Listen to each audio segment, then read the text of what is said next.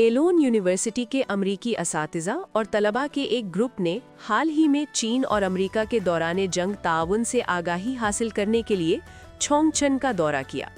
19 रुकनी वफ़द ने Stilwell museum का दौरा किया, जो दूसरी आलमी जंग में जापानी फाशिज्म के खिलाफ चीन और अमरीका की मुश्तरका यादें महफूज रखता है।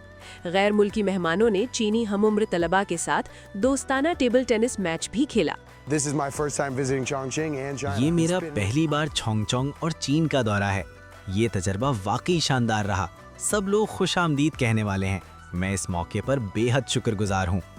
अगर चीन और अमेरिका बेहतर ताल्लुकात कायम करें और एक दूसरे का साथ दें तो मुस्तकबिल में टेक्नोलॉजी, सकाफत, ख्यालात और जिद्दत के शोबों में दुनिया की तरक्की को कोई नहीं रोक सकेगा।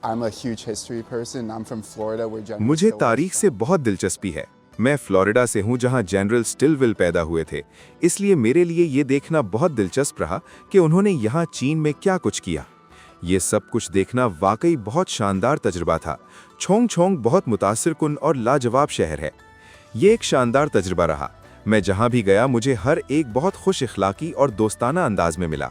और ये बात भी दिलचस्पी से खाली नहीं कि यहाँ आकर मगरबी मीडिया के झुकाव का अंदाज़ा हो जाता है और समझ आती है कि यहाँ के लोग कितने खुश इखलाक और मेहरबान हैं।